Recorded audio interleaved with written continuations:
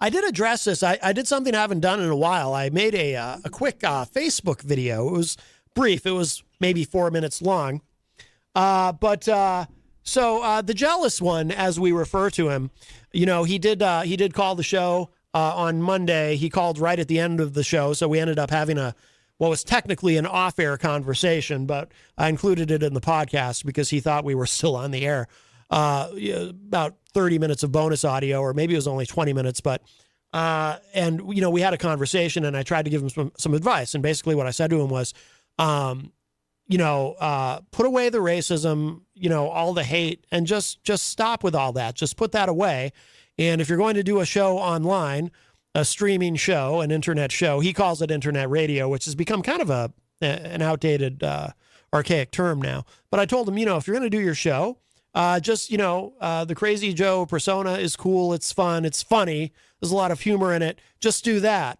But stop with the hate. You don't need the hate. It does you more harm than good. Since I said that to him, he now he's made something like a record number of videos, like 10 videos in the last 10 hours. And he is angrier than ever with me. Not only did he not appreciate my advice, he is now actively railing against it. And he's become even more racist than ever. And it's really kind of shocking. The content that he's putting out. And it is remarkable, by the way, that YouTube is fine with it. Did you know this? I have gotten dinged. I don't even put this show on YouTube anymore. Once in a while I do, if I do a show where I don't feel like I touched on anything, hot issues that might get me in trouble. But I had to stop putting the show on YouTube because I kept getting dinged for things like discussing the 2020 election or discussing COVID, even though I'm not a denier on either subject, right? But they were dinging me for it anyway, and I was getting in trouble with YouTube, so I had to stop. Meanwhile, this guy puts all this racist content on YouTube, and they're fine with it, and he's attacking people, and they're fine with it. Well, today, I addressed it in a separate Facebook video, and I'll just address it briefly now. He sunk to a new low. He is now attacking my father. He had some things to say about my father in his YouTube video. And of course, my dad, if he's not already aware of it, he'll be aware of it now because he does listen to this program. And so I decided to respond with a video of my own. Now, I will also respond here just briefly, and I'm not going to repeat everything that I said in the Facebook video because doing so would get me in great trouble because in the Facebook video, I used some colorful language that I would not be permitted to use here, of course. But I was really shocked by that. That's low even for him to go after my dad. And what I said to him, in case he doesn't see the video, I want to also address it here because I know that he listens to the show, the jealous one from New York City.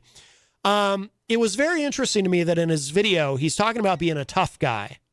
And he's talking about how I'm not a tough guy, but he's a tough guy because he's from New York City and he knows what it's like to be tough. And only people who are from New York City are tough. And, he used to drive a cab in New York City, which, by the way, does sound like a legitimately dangerous job, but he likes to say it was one of the most dangerous jobs in the world, right, that you could possibly have. So he's talking all this stuff about being tough and how he's tough. He's a super tough guy.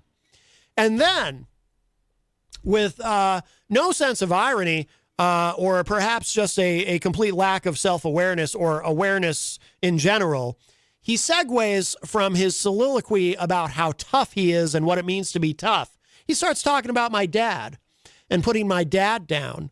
And the reason I found that so ironic and such a juxtaposition and such an awkward transition on his part is because, so Crazy Joe, he talks about being tough.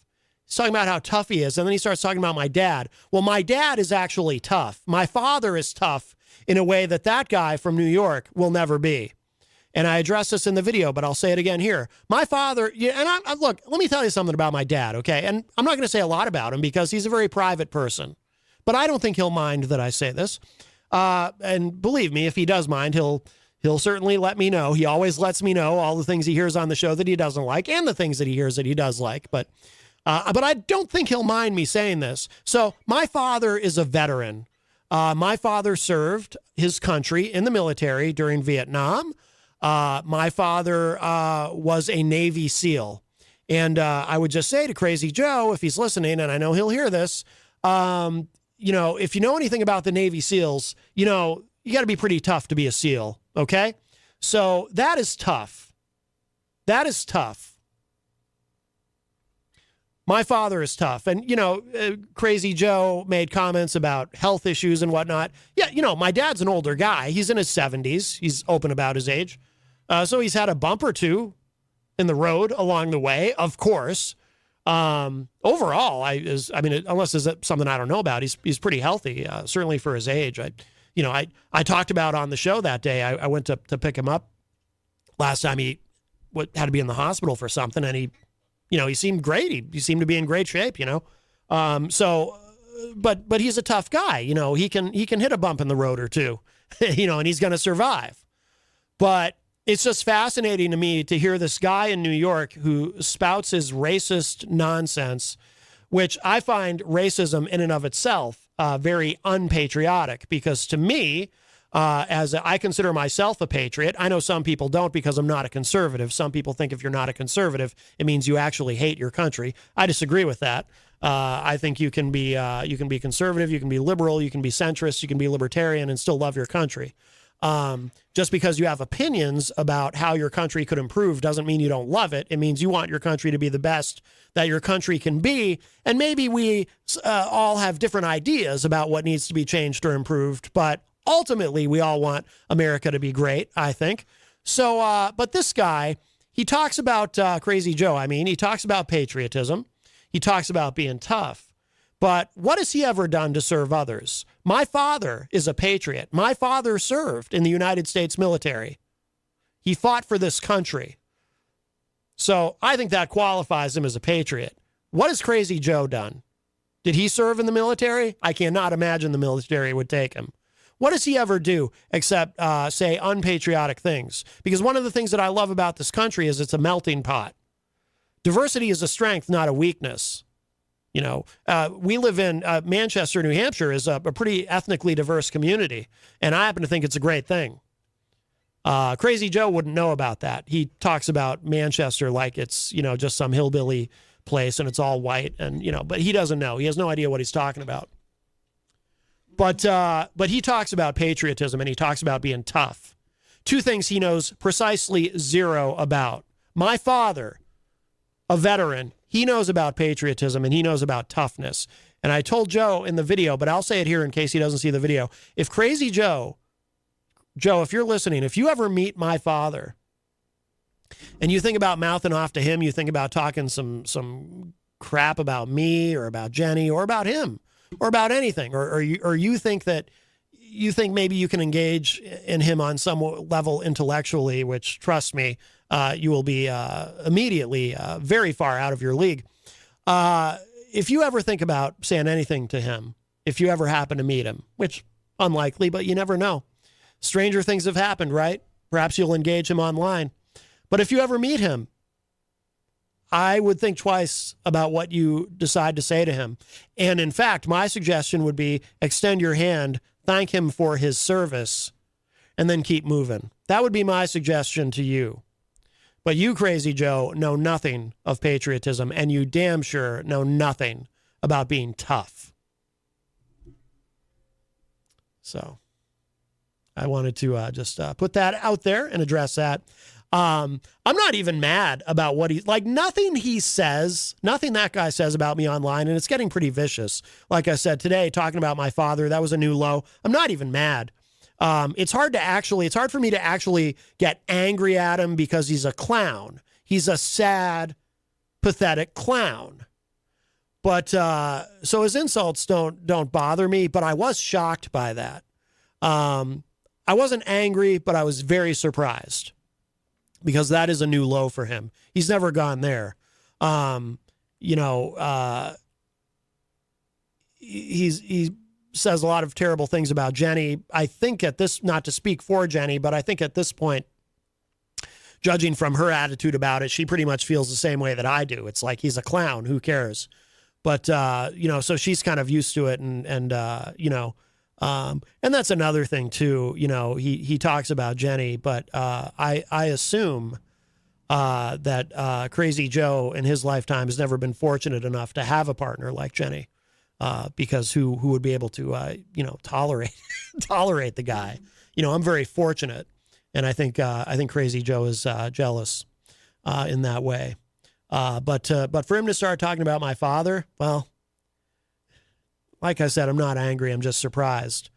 But Joe, if you're listening, you know my feelings. You know, that man knows about being tough and knows about being a patriot. You are just a barking dog from New York City. That's all you are. And it's all you'll ever be. Let's see.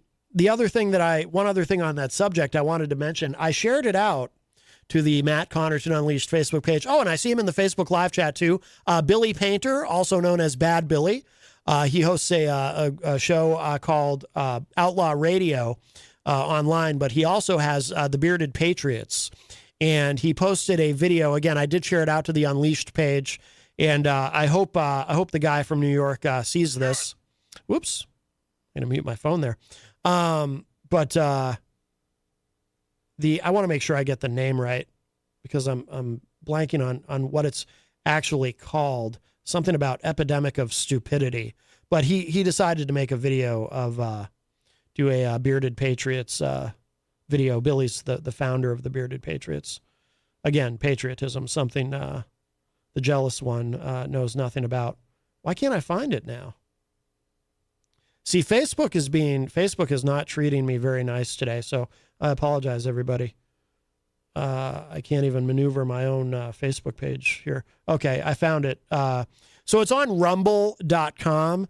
I think Billy got into a situation where, just like I did, where posting on YouTube rather, became too difficult because YouTube is censoring people.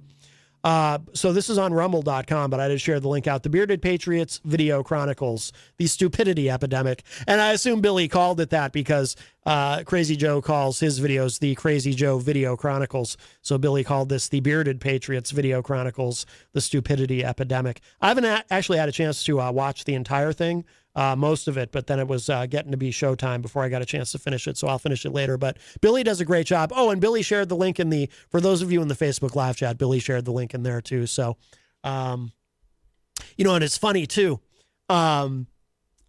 Joe always talks about how I sent all these people after him to harass him because he and I got into a disagreement. He still doesn't understand. Jenny and I met people and were able to create these great friendships and associations with people because of Joe. We met Bad Billy Painter, and Eric Pilcher and Dirk Don and some other people because of Joe. Joe brought us all together. These aren't people who I sent after him, but anyway. So enough about him, although there's probably a few Facebook comments I'll read. But 603-250-6007 is the number if you'd like to join us. 603-250-6007. And we will say hello to everybody in Facebook Live, the Facebook Live chat here. Chris Rose, of course, from the Commonwealth of Massachusetts. Oh, I did say hello to some people, but we didn't get to everybody. Oh, we have a call. Gosh, I wonder who this is. Hi, welcome to Matt Connarton Unleashed. Who's this? Go fuck him! Oh, I heard a swear. And go hit the dump button there. I don't think it was like the syllable. It was like the first part of a swear, but I know where it was. Well, we just won't pick up on that number anymore, will we? Oh, boy. Oh, boy. Anyway, 603-250-6007. If you have anything constructive to contribute, I'd love to talk to you. 603-250-6007. Crystal from Illinois is in the chat. Hello, Crystal. Rocky Uber says, nice, Matt. You have 200 views on that video. Yeah, the jealous one was bragging the other day about his 170 views. Let's see. Grab this. Hi, welcome to Matt Connarton Unleashed. Who's this? Well, that sounded like somebody's having a bit of a conniption fit. It did, yes. Hi, Billy. Hello.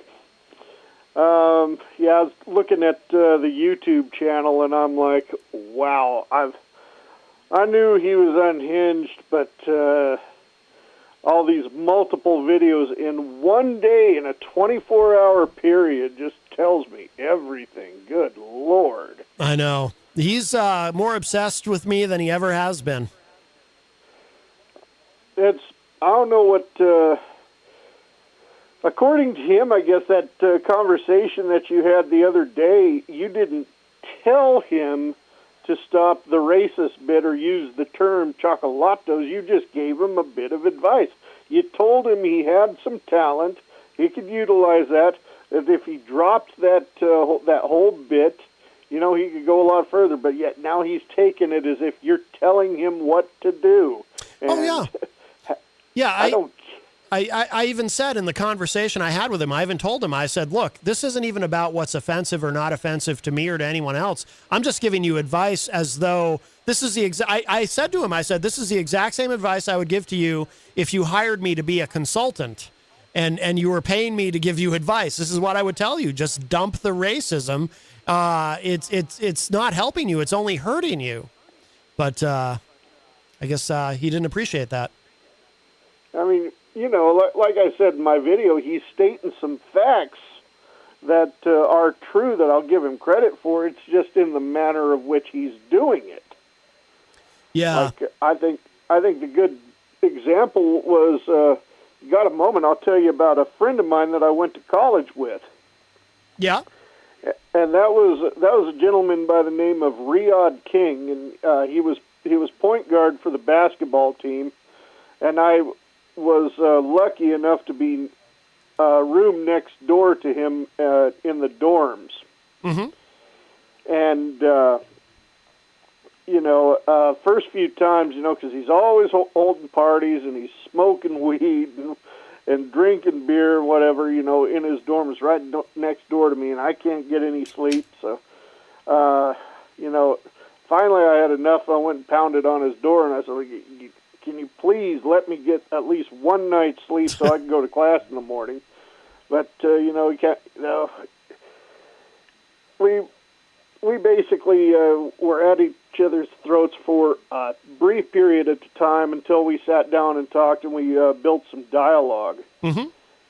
And, one thing, he's always using the N-word with the soft A at the end, and I'm like, why do you always talk to each other like that, I mean, it's the way you talk, I understand, but that's kind of, I personally don't like it, and he could understand my point of view on it, and then when he told me that his chances of getting shot in Chicago by another black man are greater than him being called the N-word by another white man, made me think a little bit too. And this was over 20 years ago. Mm-hmm.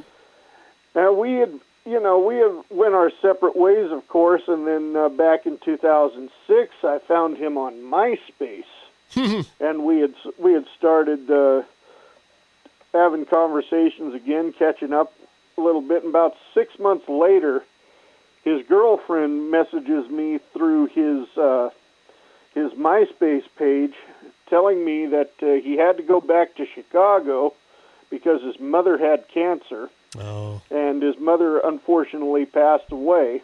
Yeah. And so he goes back to Chicago to attend that, and he's getting ready to go back to wherever it was he had moved to. And before he could leave, he was shot before he could leave. Oh my God! Shot dead? Shot dead, unfortunately. Oh, wow. Yes. That's terrible. And given the argument that Joe talks about too, one thing I say, especially to like BLMs, like take Riyadh King. He was black. His life mattered. Why is his name never brought up? Mm-hmm. Yeah. So, I mean, but Joe, the black-on-black violence is very real and is a problem, like he says, but it's just the way he addresses it and basically said in one of his videos that they're all animals and they're worthless. Yeah. I mean, you heard the things he said to me that we can't really say on air. Right. Oh, of course. I mean, and the things he said about my sister, which are very personal to me, and just for him saying that alone, he'd better hope he doesn't see me in person. Mm-hmm. It is interesting. Oh no, I'm threatening him. Oh no. Yeah, it is interesting how he assumes that anyone who's not racist is a liberal. That's I mean, I don't know if you get a kick out of that though when he's talking about you and he refers to you as a liberal. Well, at first it was really interesting because he seemed to assume that everybody I know is from New Hampshire. I don't know if you remember, Billy, but if you go way back, it took him a while to realize that you were actually in Idaho. But he still, even today, he talks about you and Eric Pilcher, and he talks about these liberal, and then he uses other words along with it that I can't say here, but it's just kind of funny how he just, I don't know, it's all bizarre. Well, it's because of me helping get him deplatformed off of Live 365. Oh, yes. And, yep. Okay, so that's where that comes from. Yeah. Yeah, I admit that I was one of many that turned in the complaint to them. But what he has to understand is there's difference between me and those that are fully woke. BLM and Antifa, whatever, they will go. I just wanted to get him off that platform. I wasn't going after him to get him evicted from his home or fired from his job or compromise any of his financial situations. I will not do that. That's what they do. Yeah. And I think they're just as wrong. If the extremists are the same, right or left. Doesn't matter. I just wanted him off of Live 365, and that was it. Nothing else. Right. Just to put a tag on that, though, what you were just saying, I always I'm careful about speaking in generalities about, say, BLM or Antifa. Not everyone. I mean, I participated in a couple of BLM rallies right here in Manchester, but I'm not going after anyone's livelihood either. It's not everyone who associates with that does that. But I do take your point. I should say then the extreme left. Yeah. Which is no different than the extreme right. Right. Oh yeah, absolutely. There are elements who, that's why we hear a lot today. For example, we hear the term doxing, which 10 years ago I don't think was even a term. But yeah, you have people who, on the extremes, on the fringes of both ideologies, you'll have people who will actually not only try to get somebody deplatformed, but like you said, will actually actively try to ruin somebody's life by making trouble for them with their employer and whatever else they can do to them to damage them. And it's it goes a bit far. Well, look what he's done as far as he has called law enforcement on both of us. Mm-hmm. I had an FBI agent call me just because he saw me with a gun on a YouTube video, which I didn't say anything like, I'm going to use this, I'm going to hunt you down like a dog and you're dead. I didn't say anything like that. Right. It was all about the holster company, but he turned that in as if I was making terroristic threats, mm-hmm. which obviously I didn't. So, he was trying to get me disarmed and arrested. Yes. That was his motive there. Yes. So, I mean, you tell me, I mean, he's only just on the far right side of what the extreme left is. He does the same things they do. And I think he thinks, though, it's funny, I think he thinks that by doing that, he's somehow getting at me. You know what I mean? Like, I think he's so resentful that I gave him advice to stop being racist, which I thought was pretty sound advice. But he thinks, but he's so resentful of me giving him that advice. He feels like I was telling him what to do, that his response is, "Oh, I'll show him. Now I'm going to be more racist than ever, and we'll see how Matzo Ratzo likes that." And it's like, well, it's not hurting my feelings any. Even the stuff he said about my father don't hurt my feelings. It just kind of surprised me. But if anything, it just shows all of us now more than ever who he really is and why none of us will ever have any kind of a professional association with him.